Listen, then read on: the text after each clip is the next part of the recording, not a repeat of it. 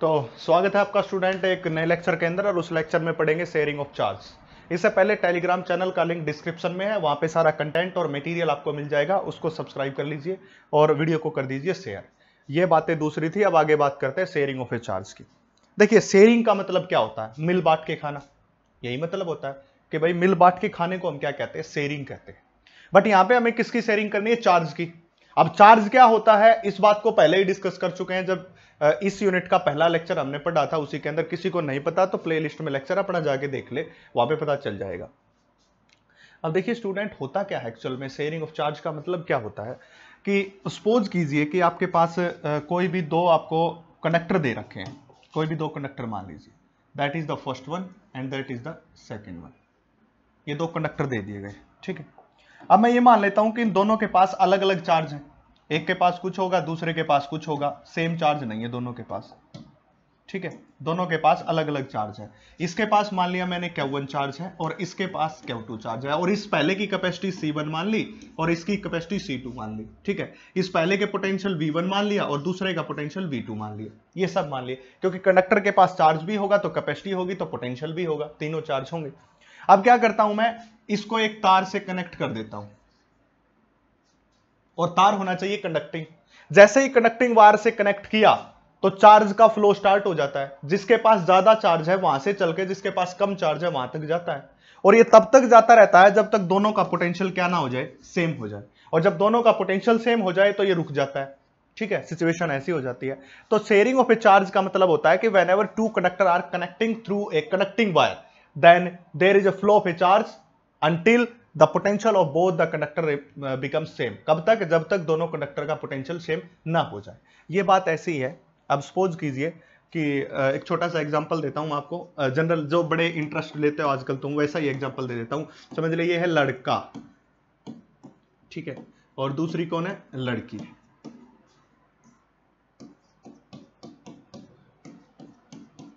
ये इसके पीछे पड़ा हुआ है, इसके पीछे घूम रहा है, इसके पीछे घूम रहा है, तब तक इसकी सारी प्रॉपर्टी अलग, इसकी सारी प्रॉपर्टी अलग। आपको पता है क्या बातें होती है, दोनों की बातें अलग अलग। ये इसके बहुत दिन से पीछे पड़ा हुआ। लास्ट टाइम में इसकी किस्मत इतनी चमकी कि इसने हाँ भर दिया कि कोई बात नहीं, ठीक है, बहुत दिन हो गए हैं बेचारे को घूमते हुए, हाँ भर देते हैं।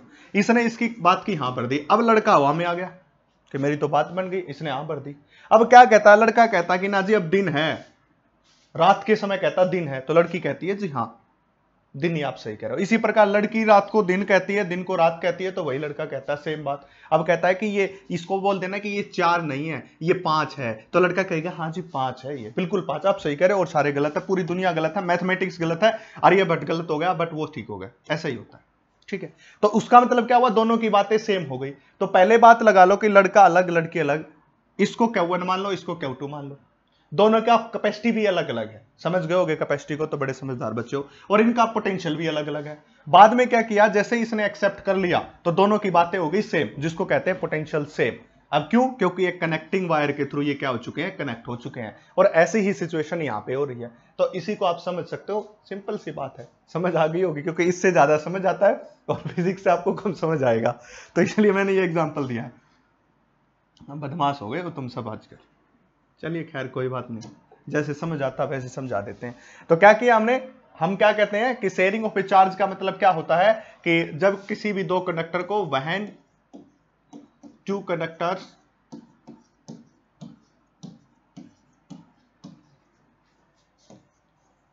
आर कनेक्टेड विद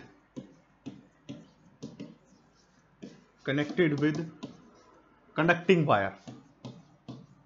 किसके थ्रू करना हमें उसको, कंडक्टिंग वायर के through, connected with conducting wire, then there is a flow of charge, then there is flow of a charge, flow of a charge until potential of both conductor same, potential of both conductor same, both conductor same।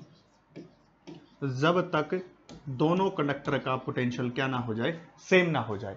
जैसे ही इस wire को connect किया तो charge का flow start होगा। Suppose कीजिए कि Q1 की वैल्यू ज्यादा थी, Q2 की वैल्यू कम थी, तो Q1 से Q2 में क्या जाएगा, चार्ज का ट्रांसफर हो जाएगा। तब तक होता रहेगा जब तक दोनों का पोटेंशियल सेम ना हो जाए। यानी कि ओवरऑल सिचुएशन की अगर मैं बात करूं तो कुछ इस प्रकार की सिचुएशन बनेगी। सपोज कीजिए कि सबसे पहले ये कोई दो कंडक्टर हमने ले लिए, एक ही लाइन के अंदर ले लेते हैं हम, ठीक है, और इन दोनों कंडक्टर को हमने कनेक्ट कर दिया एक कंडक्टिंग वायर के through, that is the conducting wire. इसके पास चार्ज Q1, इसके पास चार्ज Q2, इसके पास कैपेसिटी C1, इसके पास C2, इसका पोटेंशियल V1 तो इसका पोटेंशियल कितना, V2 के बराबर। अब हमने क्या किया है कि जैसे ही कनेक्टिंग वायर से कनेक्ट किया तो फाइनल सिचुएशन ऐसी बन जाएगी कि that is the first one and that is the second one. अब वायर से इसको कनेक्ट कर रखा है, इसकी चार्ज Q1 डैश हो गया क्योंकि दोनों का चार्ज अब अलग अलग हो गया। इसका चार्ज कितना हो गया, Q2 डैश, क्योंकि पहले अलग सिचुएशन थी और बाद में अलग सिचुएशन है, ठीक है।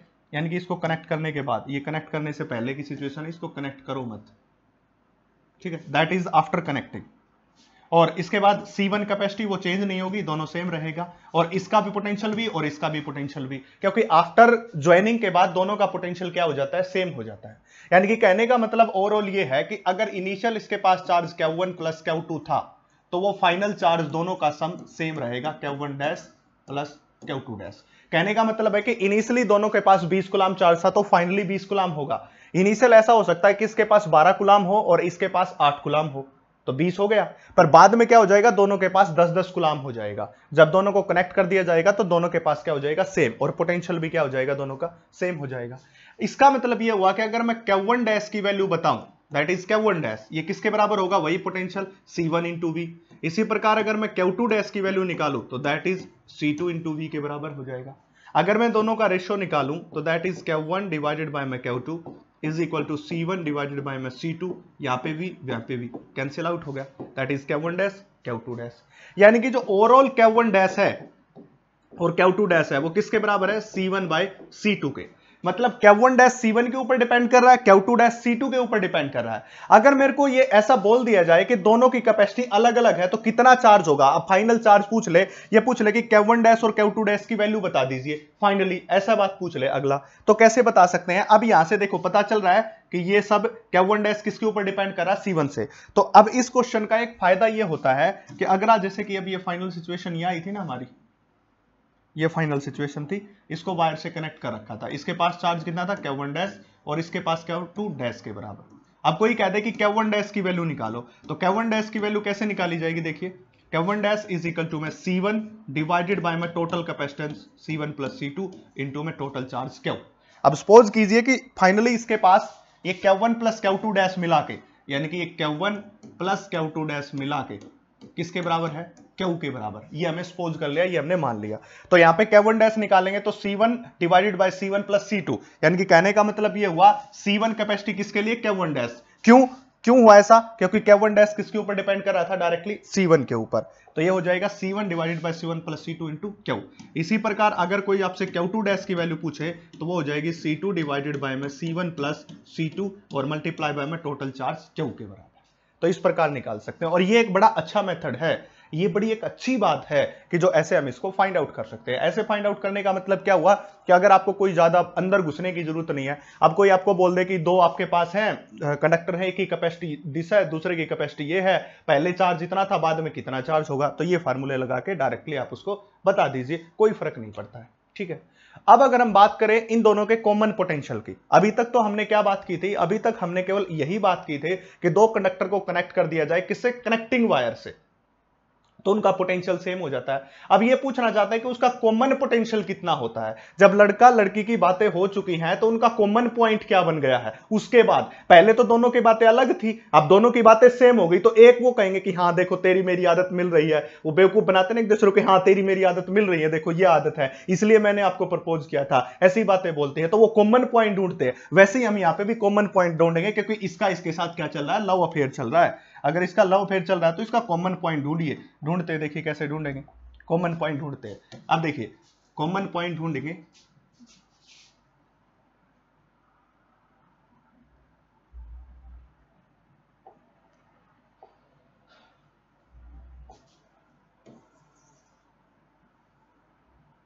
देखिए अब इसका कॉमन पॉइंट ढूंढना है। तो यानी कि सबसे पहले हमने क्या माना कि दोनों के दोनों अलग अलग मान लिए, जैसे कि that is the first one and that is the second one. अब इनका कॉमन पोटेंशियल ढूंढना है। अब पहले इनको कनेक्ट नहीं कर रखा था, बाद में इनको कनेक्ट कर दिया वायर से, तो बाद में दोनों का पोटेंशियल कितना हो गया, V के बराबर। जब इनको कनेक्ट नहीं कर रखा था तो पहले कनेक्टिंग से पहले की बात करते हैं। कनेक्टिंग से पहले की अगर हम बात करेंगे तो हमारे पास टोटल चार्ज कितना हो जाएगा, that is the Q1 is C1 V1, sorry initial charge is Q1 is equal to में C1 V1 and Q2 is equal to में C2 इंटू V2। ये हो गया। अब जैसे ही कनेक्ट कर दिया तो ये हो गया Q1 dash is equal to में C1 इंटू V, क्योंकि कनेक्ट करने के बाद दोनों का पोटेंशियल भी तो सेम हो रहा है। जब कनेक्ट कर दिया तो दोनों का पोटेंशियल भी सेम, पहले दोनों का पोटेंशियल अलग, कैपेसिटी अलग, तीनों चीजें अलग, बाद में पोटेंशियल सेम, ठीक है। And similarly Q2 dash that is the Q2 dash is equal to में C2 इंटू V के बराबर होगा।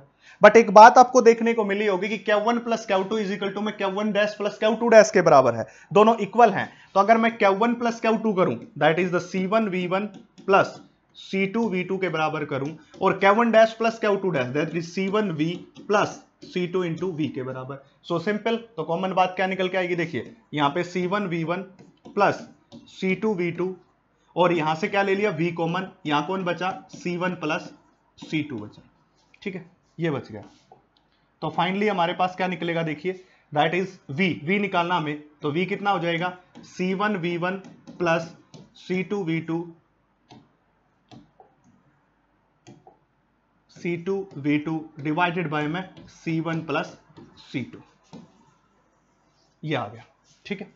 This is the capacity. अब एक खास बात में आपको देखने को मिल रही होगी यहाँ पे, ये टोटल जो कैपेसिटी है ऊपर वाला क्या है, C1 V1 is the Q1 charge and C2 V2 is the Q2 charge, मतलब ये हो गया Q1 चार्ज प्लस ये हो गया Q2 चार्ज डिवाइडेड बाय में C1 कैपेसिटी प्लस में C2 कैपेसिटी। ऐसे ही तो बातें की है। मतलब अगर कॉमन पोटेंशियल की बात करो that is the common potential, ये कौन है, कॉमन, जो दोनों की बात सेम है, कॉमन पोटेंशियल। ये कॉमन पोटेंशियल यहां से क्या डिनोट कर रहा है कि ऊपर तो हमारा कौन है, टोटल चार्ज है, ऊपर कौन आ रहा है, टोटल चार्ज, और डिवाइडेड बाय में कौन आ रहा है, टोटल कैपेसिटी।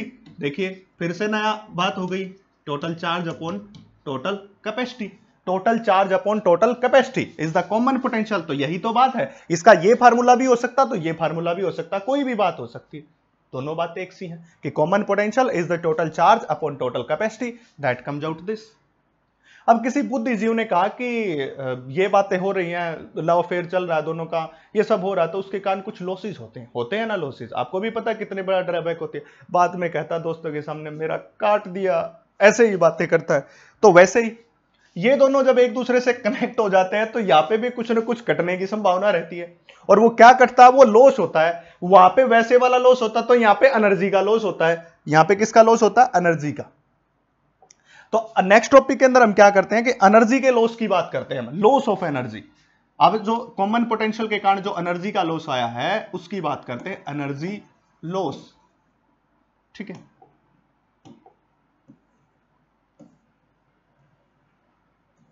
ठीक है, एनर्जी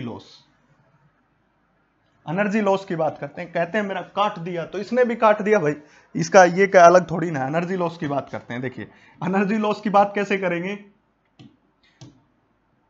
अब सपोज कीजिए कि पहला ये हो गया, दूसरा ये हो गया, और दोनों को इसके बाद फाइनल सिचुएशन में हम किससे कनेक्ट करने वाले हैं, दोनों को कनेक्ट करने वाले वायर से। पहले तो कनेक्ट किया नहीं था, बाद में इनको वायर से कनेक्ट कर दिया, ठीक है।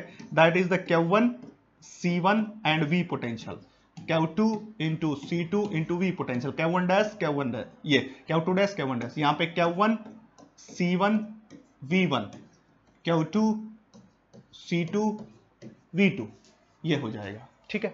ये आफ्टर था, ये बिफोर था, यानी कि कनेक्शन के बाद ये होगा, पोटेंशियल सेम हो गया ऐसा। अब लॉस की बात कर रहे हैं। अब लॉस क्या होता है, मतलब पहले तो उसके पास चीज ज्यादा थी, बाद में क्या हो गई, कम हो गई। अब जैसे पहले लड़का उसके पीछे तो जरूर पड़ा हुआ था, बट जब उसको अट्रैक्शन देख के नहीं हुआ था, लड़की को अट्रैक्शन देख के नहीं हुआ था, तो उस टाइम उसकी एनर्जी भी ज्यादा थी, चिल करता था, घूमता था, फिरता था। पर बाद में क्या हुआ, जैसे ही उसका कटा, वो उदास गम में रहने लगा कि पता नहीं क्या हो गया, लक्ष्य भूल गया, एम ऑब्जेक्टिव सब भूल गया, वो तो लॉस हो गया। तो मतलब इनिशियल सिचुएशन को फाइनल सिचुएशन, एक इनिशियल सिचुएशन देखी और लड़के की फाइनल देखी, इनिशियल में से फाइनल घटा, तभी तो आया ना कि इतना लॉस हुआ है।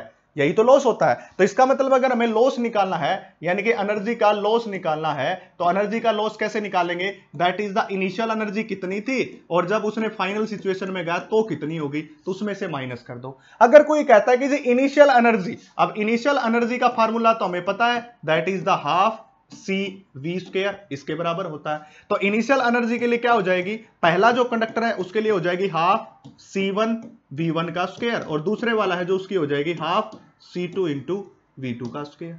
ये हो जाएगी, ये तो पहले की और एक दूसरे की हो जाएगी। अब सिमिलरली अगर मैं ई फाइनल की बात करूंगा तो ई फाइनल की क्या हो जाएगी? हाफ, दोनों में कौन कॉमन आ गया? V, तो C1 प्लस C2 को अंदर बचा और V का स्क्वायर, क्योंकि दोनों में ये कॉमन आ रहा है V, तो यहां पे लिखते हैं half C1 V square plus half C2 V square. V square को कॉमन ले लिया तो हाफ C1 प्लस C2 हो जाएगा इस प्रकार। ठीक है, अब देखिए नेक्स्ट क्या होगा। ई फाइनल और ई इनिशियल की बात करते हैं। अब ई इनिशियल में से ई फाइनल को माइनस करना हमें, तो हमारे पास टोटल आ जाएगा, that is the E is equal to में E initial minus E final, that is the energy is equal to में इनिशियल क्या था भाई? हाफ C1 V1 का square plus half C2 V2 का स्क्वायर, और इसमें से माइनस कौन करना है? Half C1 plus C2 into V का स्क्वायर। ये माइनस करना है, सिर्फ ये माइनस करना है। अब इसको माइनस करने के बाद हमारे पास क्या आ जाएगा? एनर्जी लॉस का फैक्टर आ जाएगा। अब जो एनर्जी लॉस का फैक्टर ओवरऑल जब इसको सोल्व करते हैं तो जो एनर्जी लॉस आती है हमारे पास, that is the energy loss, that is half C1 C2 divided by में C1 plus C2 into V1 minus V2 whole का square, V1 minus V2 whole का स्क्वायर, ये आ जाएगा।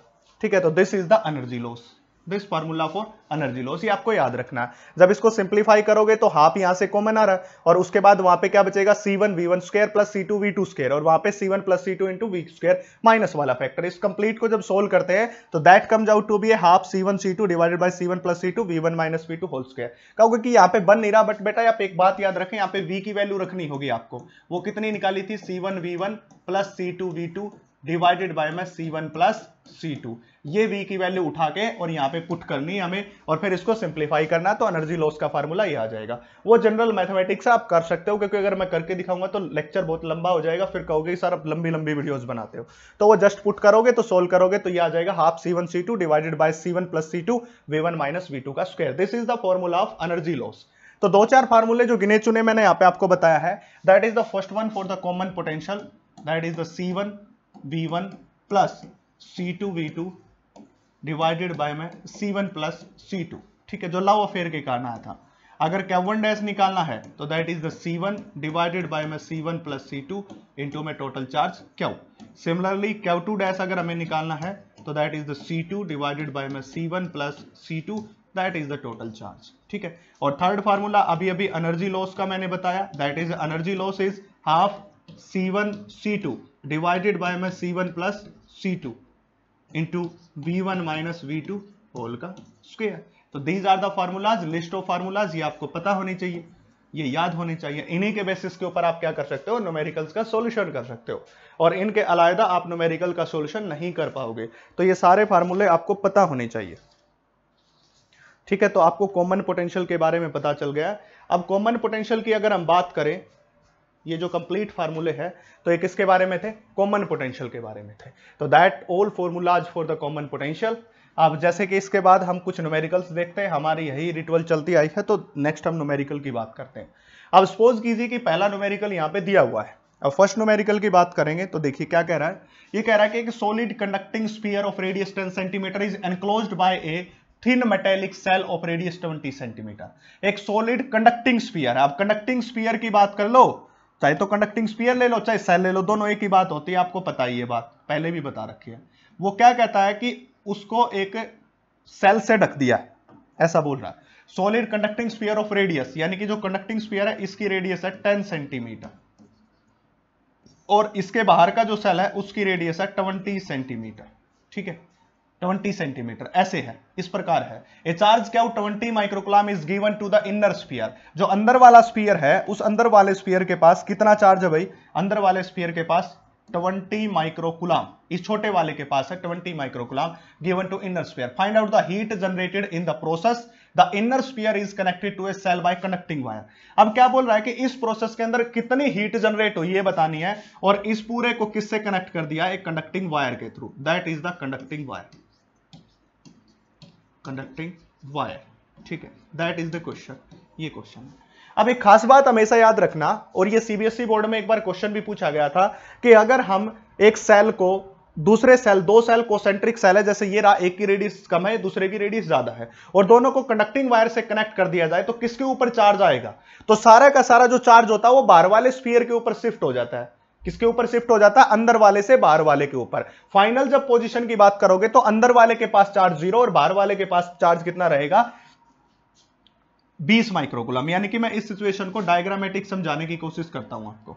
देखिए मैं इसको थोड़ा सा इस साइड ले लेता हूं, इस देखिए। अब अगर मैं फाइनल सिचुएशन की बात करूंगा तो फाइनल सिचुएशन कुछ ऐसी बनेगी आपके पास कि सपोज कीजिए कि ये एक आपने ले लिए दो, ठीक है। अब ये जो है ये 10 सेंटीमीटर वाला और ये 20 सेंटीमीटर वाला, ठीक है। अब ये इसकी फाइनल पोजीशन है, फाइनल पोजीशन।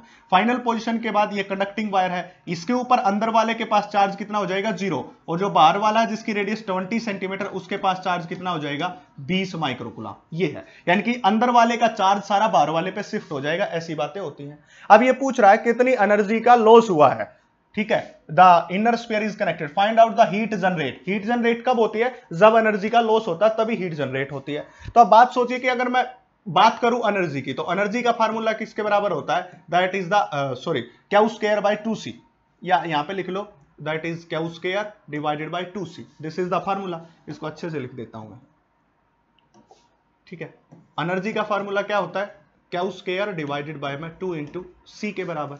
अब इस पूरे क्राइटेरिया के अंदर कहीं भी कैपेसिटी का तो जिक्र नहीं है, तो कैपेसिटर का तो ऑफकोर्स हम यूज कर ही नहीं सकते। बट मुझे एक बात का पता है कि जब मैंने इस टॉपिक से पहले आपको जब कैपेसिटर स्टार्ट करवाया था तो वहां पे कैपेसिटी ऑफ स्फेरिकल कैपेसिटर करवाई थी, और उसकी वैल्यू कितनी थी हमारे पास, C is equal to 4 pi epsilon naught into R, ये कैपेसिटी करवाई थी। तो ये वैल्यू यहां पे रखता हूं तो ये कितना हो जाएगा हमारे पास, क्यू स्क्वायर डिवाइडेड बाय में 4 पाई एप्सिलॉन नॉट, तो 2 से multiply 8 pi epsilon naught into में R, this is the formula. अब ये फाइनल फॉर्मूला आपके पास आ गया, जो फार्मूले की बात करते हो वो फॉर्मूला आ गया। अब क्या होगा, अब देखिए, अब वो पूछ रहा है कि हमारे पास कितना हीट जनरेट होगी। अब हीट जनरेट के लिए हमें क्या करना पड़ेगा, इनिशियल। अब इनिशियल की बात करेंगे, इनिशियल में सबसे पहले जो अंदर वाला है उसकी रेडियस कितनी है, 10 सेंटीमीटर, और चार्ज कितना, 20 माइक्रोकुलम, और बाहर वाले के पास कोई चार्ज ही नहीं है, तो इनिशियल इसके पास कितना होगा, that is the Q square divided by में 8 पाई एप्सिलॉन नॉट इंटू में R1, इसको हटा देते हैं, एप्सिलॉन नॉट इंटू में R1, ठीक है। ये किसके लिए है, अंदर वाले के लिए, क्योंकि बाहर वाले के पास तो चार्ज 0 है। बस जब इसको कनेक्टिंग वायर से कनेक्ट किया तो अब बाहर वाले के ऊपर चार्ज आ गया और अंदर वाले के ऊपर 0 हो गया, तो फाइनल कितना हो जाएगा भाई, final is Q square divided by में 8 पाई एप्सिलॉन नॉट इंटू में R2, ठीक है। अब हमें निकालना कितनी हीट जनरेट हुई है। अगर हमें हीट जनरेट निकालनी है तो क्या करना पड़ेगा, U initial minus U final. अब दोनों को करेंगे तो क्यू स्क्वायर डिवाइडेड बाय में 8 पाई एप्सिलॉन नॉट इंटू, ये तो कॉमन, अब क्या बचेगा इस इनिशियल में से, दैट इज द 1 अपॉन में R1 माइनस 1 अपॉन R2, ऐसा हो जाएगा, ये इसका सॉल्यूशन हो जाएगा, ठीक है। अगर मैं बोलता कि इसको मतलब थोड़ा सा कंबाइन करता, बहुत जल्दी से सोल्व करता, क्योंकि अगर मैं एग्जाम में बैठा हुआ तो मेरा माइंड कैसे काम करता है, यहाँ पे तो मैंने ये थोड़ा सा आपको बता दी कि एक्सपेंड करके कैसे सोल्व करना है। अगर यही काम वहां पे करता तो सबसे पहले स्टेटमेंट पढ़ता। स्टेटमेंट क्या बोल रही है कि अंदर वाला 10 सेंटीमीटर रेडियस, बाहर वाला 20 सेंटीमीटर रेडियस का है, दोनों को कनेक्टिंग वायर से कनेक्ट कर दिया, तो तुरंत मेरे माइंड में आना था कि कनेक्टिंग वायर से कनेक्ट करते ही जो 20 माइक्रोकुलम अंदर वाले के पास था वो बाहर वाले के पास आ गया, और सिचुएशन ये बन गई। अब मुझे पता है कि U Q square by 2c के बराबर होता है, और C की वैल्यू स्फेरिकल कैपेसिटर के लिए इतनी, तो फार्मूला बन गया ये। अब सबसे पहले इनिशियल सिचुएशन में अंदर वाले के पास तो 20 माइक्रोकुलम चार्ज तो हो गया, बाहर वाले के ऊपर 0 है, तो इनिशियली केवल अंदर वाले के पास एनर्जी है, और फाइनल में बाहर वाले के पास है, अंदर वाले के पास नहीं है, तो U फाइनल कितना, this U initial minus U final is heat generated, तो दिस इज द आंसर। और बिल्कुल 20-30 सेकंड का ही क्वेश्चन है, ये ज्यादा है नहीं, क्योंकि ये जैसे कि मैं बता दूं ये मैंने आपको डिराइव करके समझाया, बट आपको ये डायरेक्टली फार्मूला पता होना चाहिए जब स्फेरिकल कैपेसिटर का यूज करते हो, तो बार बार ये चीजें ना बतानी पड़े, तो क्योंकि practice makes a man perfect, क्योंकि आपको डायरेक्टली पता होना चाहिए। मैं तो यहाँ पे समझा रहा हूं ना आपको, अगर आपको ये बात पता होती और ये बात पता होती तो ये डायग्राम बनाने की आपको जरूरत ही नहीं, आप तुरंत समझ जाओ, जैसे ही क्वेश्चन बोला समझ जाओ कि इनिशियल के लिए लगा दो ये और फाइनल के लिए लगा दो ये, दो बातें लिखो और तीसरी में माइनस करके दिखा दो, 1/r1 - 1/r2 सोल्व, बस। बल्कि इससे भी आगे पता होना चाहिए direct, r2 - r1 divide by r1 plus r2, 20 - 10 divided by 200, 10 से कैंसिल, 1/20 सोल्व कर दो जल्दी से, तभी ऐसे। नेक्स्ट क्वेश्चन की बात करते हैं, और ये उड़ीसा नीट के अंदर आया हुआ भाई ये क्वेश्चन, और ये पहले वाला एडवांस का क्वेश्चन है, एडवांस लेवल का, ठीक है, उसके लेवल का क्वेश्चन है। अब देखिए बात करते हैं, टू आइडेंटिकल कैपेसिटर्स हैं, टू आइडेंटिकल कैपेसिटर की बात कर रहे हैं, आइडेंटिकल कैपेसिटर C1 और C2, C1 and C2, C1 और C2, ये रहा C1 ये रहा C2 है। Equally capacitance are connected as shown in the circuit, terminal A and B of the key K are connected. सबसे पहले इनिशियली A और B को कनेक्ट कर रखा है। A और B को कनेक्ट करने का मतलब है कि ये बाहर वाला जो पार्ट है उस पार्ट का भी कोई काम ही नहीं है इसके अंदर, क्योंकि क्या हो रहा है, करंट यहां से जा रहा है और यहां से वापिस आ रहा है, आगे है ही नहीं कनेक्शन, तो battery of V volt. Now disconnecting A B, अब इसको डिस्कनेक्ट कर दिया, और डिस्कनेक्ट करने के बाद the terminal B and C are connected. अब इस B और C को कनेक्ट कर दिया है, बाद में फाइनल में what will be the percentage of loss of energy, loss of energy की परसेंटेज कितनी होगी। अब देखिए पहला फार्मूला तो ये लगा सकते हो कि that is the you initial position के ऊपर जो इसके पास एनर्जी थी वो कितनी थी, that is half C1 into V का स्क्वायर, क्योंकि C1 कैपेसिटी और V स्क्वायर, और ये वाला कैपेसिटर तो काम ही नहीं कर रहा क्योंकि पहले A और B को कनेक्ट कर रखा है। जब फाइनल पोजीशन की बात करते हो तो फाइनल पोजीशन के ऊपर हाफ, अब दोनों इसको कनेक्ट कर दिया, ये सर्किट बन गया, ये वाला सर्किट और ये वाला सर्किट कैंसिल हो गया। अब क्यों, क्योंकि ये कैपेसिटर पूरी तरह से चार्ज हो चुका है, तो ये सर्किट बन गया है। अब इस सर्किट के बाद जो टोटल कैपेसिटी दोनों के दोनों किस में हो गई, ये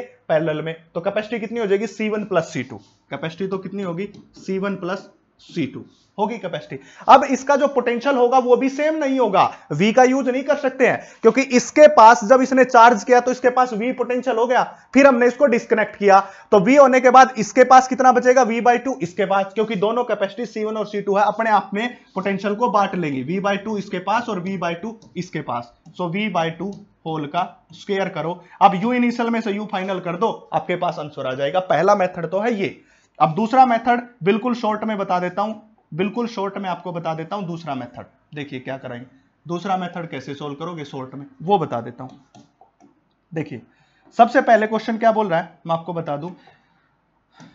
हाँ देखिए शॉर्ट में क्वेश्चन ये बोल रहा है कि एक C1 कैपेसिटर है, ये पूरा डायग्राम है, पहले AB को कनेक्ट कर रखा है, फिर बाद में क्या किया, AB को डिस्कनेक्ट कर दिया और C और B को कनेक्ट कर दिया। पूछ रहा है कितना परसेंटेज ऑफ लॉस हो रहा है एनर्जी का, लॉस का फार्मूला पूछ रहा है। तो सबसे पहले एनर्जी निकाल लो, एनर्जी ऑफ लॉस, ठीक है, एनर्जी ऑफ लॉस किसके बराबर था भाई, half C1 C2 divided by में C1 plus C2 into V का स्क्वायर, ये फार्मूला था। अब देखो ई लॉस की बात करेंगे हम, ई लॉस हाफ, अब C1 और C2 दोनों की वैल्यू इक्वल है तो C square C1 into C2 और C प्लस C 2C, ये कैंसिल हो जाएगा इंटू V का स्क्वायर। अब देखिए एनर्जी लॉस कितना आ गया, एनर्जी लॉस हो जाएगा that is the C V का स्क्वायर डिवाइडेड बाय में 2 2 जा 4, CV स्क्वायर डिवाइडेड बाय 2 2 जा 4, ठीक है भाई। ये क्या आ गया हमारे पास एनर्जी लॉस, पर वो क्या पूछ रहा है, परसेंटेज लॉस पूछ रहा है। अब परसेंटेज लॉस की बात बताएंगे तो क्या करेंगे हम, जो ये सिचुएशन आई है जो कि CV स्क्वायर बाय 4 आई है और इनिशियली इसके पास कितनी रही होगी डिवाइडेड बाय में इनिशियल एनर्जी, तो that is the CV square divided by में 4 और इनिशियल रही होगी CV स्क्वायर बाय 2, जिसको आप CV स्क्वायर कहते हो, आप कैंसिल आउट, 2 से 2 कैंसिल आउट, यानी कि 1/2 दैट इज द 50%, और मल्टीप्लाई बाय 100 करते हैं ना परसेंटेज के लिए तो कितना हो जाएगा 50% हो जाएगा। तो answer is 50%, 50%, C answer is the correct. तो ऐसे सोल्व कर सकते हो। अब हमने किया क्या है इसमें, सबसे पहले तो हमें पता है कि जब किसी दो कैपेसिटर को कनेक्ट कर दिया जाए, अभी अभी समझा था ना हमने, देखो पीछे समझा था एनर्जी लॉस का फार्मूला, देखो ये निकाल रखा, ये रहा, ये फार्मूला निकाल रखा, तो इसी का यूज किया हमने, ठीक है। अब जब किन्हीं दो को कनेक्ट कर दिया गया है तो उसके पास एनर्जी लॉस इतनी, अब दोनों कैपेसिटर्स की कैपेसिटी सेम है तो C इंटू C रखेंगे तो आंसर आ गया ये। अब परसेंटेज निकालनी है तो जो इनिशियली उसके पास था, इनिशियली तो E के बराबर था ना, जब उस पार्ट को कनेक्ट नहीं कर रखा था, केवल ये था, तो कितना था, हाफ CV स्क्वायर। इनिशियल तो ये था, फाइनल में दोनों को कनेक्ट किया तो लॉस हो गया, तो उसको इनिशियल को नीचे करके और परसेंटेज के लिए हम मल्टीप्लाई बाय में क्या करते हैं 100, तो ये क्या हो गया सोल्व। तो ऐसे इस प्रकार सोल्व करना है, बाकी नेक्स्ट लेक्चर के अंदर देखते हैं।